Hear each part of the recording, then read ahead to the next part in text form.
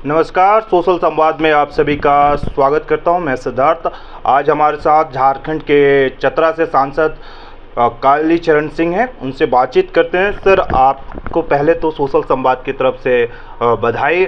और आपके क्षेत्र में जो चतरा से आपको विजय मिला हुआ है, किस तरह से देख रहे हैं?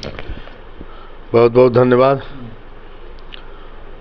देखिए, देश की आज़ादी के बाद पहली बार जब चतरा लोकसभा क्षेत्र का अस्तित्व आया तो पहली बार किसी राष्ट्रीय पार्टी से किसी स्थानीय व्यक्ति को चुनाव लड़ने का सौभाग्य प्राप्त हुआ है।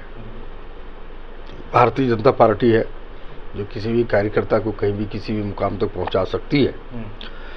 अच्छा लग रहा है, स्वाभाविक है। आशीर्वाद स्नेह बहुत मिला और मुझे लगता है कि आगे भी ठीक रहेगा। मेरी कार्य योजना ये है कि हमारे क्षेत्र में जो जिन लोगों ने भी, मैं उसी घर का रहने वाला हूँ, उसी क्षेत्र का हूँ, बढ़ा हूँ, पला हूँ, राजनीतिक यात्रा तय किया हूँ, सारे सुख दुख देखे हैं। तो जितने भी समस्याएं होंगी हमारे क्षेत्र में, मेरे परिवार के सदस्यों का, उनके हितों की रक्षा करना, उनकी समस्या का समाधान करना मेरा पहला प्राथमिकता होगा।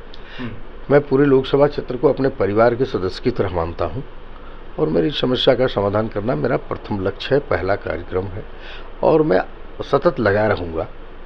और मुझे अच्छा तो स्वाभाविक है लगना है कि एक साधारण सा कार्यकर्ता 38 वर्ष पहले जो पार्टी में आया, दीवारों पर लेखन किया, पोस्टर साटा, कई दायित्वों पर रहा, अखिल भारतीय स्तर का भी मैं अधिकारी रहा हूँ मोर्चा, किसान मोर्चा में, तो स्वाभाविक है समस्या में देख रहा हूँ, हर समस्या से मैं परिचित हूँ। समस्या का समाधान करना मेरा स्वाभाविक कार्य है। सर, एक सवाल ये होता है कि चतरा के लोकसभा में हम जब जाते हैं या गांव की तरफ जाते हैं तो काफ़ी समस्याएं, ट्रांसपोर्ट से लेकर स्वास्थ्य सेवाएं भी काफ़ी वहां पर लचर है। उनके लिए आपका क्या प्रयास रहेगा? देखिए, सबसे बड़ी बात यह है कि प्रयास तो स्वाभाविक है, करना है। इधर 5 वर्षों में इस तरह व्यवस्था फैला है मेरे राज्य में। हमारे आदरणीय मुख्यमंत्री थे रघुवर दास जी, जो अभी महामहिम उड़ीसा हैं, राज्यपाल हैं।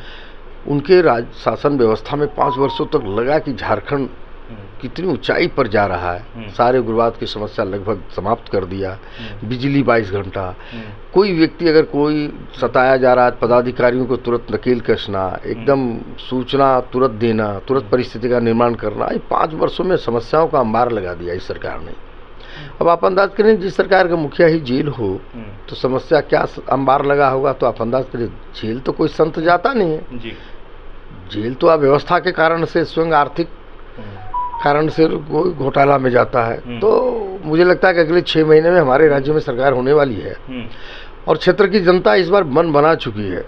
पूरे झारखंड के सरकार जैसे बदलेगी, राज्य सरकार के अधीनस्थ सब सारे कार्य आते, बिजली, स्वास्थ्य, शिक्षा, चिकित्सा, ये सब जितने भी चीज़ें हैं वो मुझे लगता है कि अगले 6 महीने के बाद हम ठीक हो जाएंगे और उसको करेंगे। ऐसे लड़ाई तो मैं लड़ूंगा ही, लेकिन केंद्र की सरकार का जो योजना है उसको भी तो ठीक से लागू राज्य सरकार नहीं कर रही है। पैसे को ट्रांसफ़र कर दे रही है, इधर उधर कर दे रही है। तो इसलिए लड़ाई तो लड़ेंगे अपनी समस्या के समाधान के लिए, लेकिन मुझे नहीं लगता है कि ये सरकार कभी संवेदनशील होगी या समस्या के प्रति जू रहेगा या मेरी मदद करेगा जनता का, मुझे नहीं लगता है। जिस तरह से चुनाव से पहले झारखंड के मुख्यमंत्री हेमंत सोरेन जेल जाते हैं, उनके बाद उनकी पत्नी कल्पना सोरेन आती हैं और कहती हैं कि मेरे पति को जो है ईडी और आईटी के तहत जो है कि फंसाया गया और उसको जबरन जो है कि एक विपक्ष का सवाल भी रहा कि जबरन जो हमारे नेताओं को जेल में डाला गया है। अच्छा, मुझे कोई बताए इस बात को। जब एक आदमी बोलता है तो मैं ताज्जुब करता हूँ। एक मुख्यमंत्री को अपने नाम से लीज लेने का क्या मतलब है? आप मुख्यमंत्री हैं, जनसेवक हैं और आप व्यवसाय करने के लिए अपने नाम पर लीज ले रहे हैं। अब उस पूरे प्रकरण में आप जेल जा रहे हैं, उसमें कोई ईडी और एनआईए या भारत सरकार का क्या मतलब है भाई? आपको किसी ने कहा था क्या कि आप मुख्यमंत्री बने हैं तो आप अपने नाम पर खनिज पट्टा ले लीजिए खनन करने के लिए? भाई और कोई कारण तो नहीं है ना, कोई मतलब तो नहीं होता। अब हम सांसद बने हैं अपने क्षेत्र से, अब यहाँ से आप व्यवसाय की चिंता करने लगे तो जनता का क्या होगा, क्षेत्र का क्या होगा? तो ये स्वयं उन्होंने घपलेबाजी किया, घोटाला किया, अनियमितता बरता। डिप्टी कमिश्नर भी अंदर हैं, कमिश्नर अंदर हैं, पूजा सिंघल वगैरह जैसे लोग। अब इसका क्या जवाब है भाई? आप खुद गलती कर रहे हैं और आप दूसरे पर माथे पर मर रहे हैं। चोर चोरी करेगा तो क्या उसको किसी मंदिर में भेजा जाएगा क्या? तो स्वाभाविक है वो जेल जाएगा। मेरा एक आखिरी सवाल है कि आने वाले समय में विधानसभा झारखंड के अंदर विधानसभा चुनाव भी है, तो किस तरह से आप लोगों की तैयारियां रहेंगी?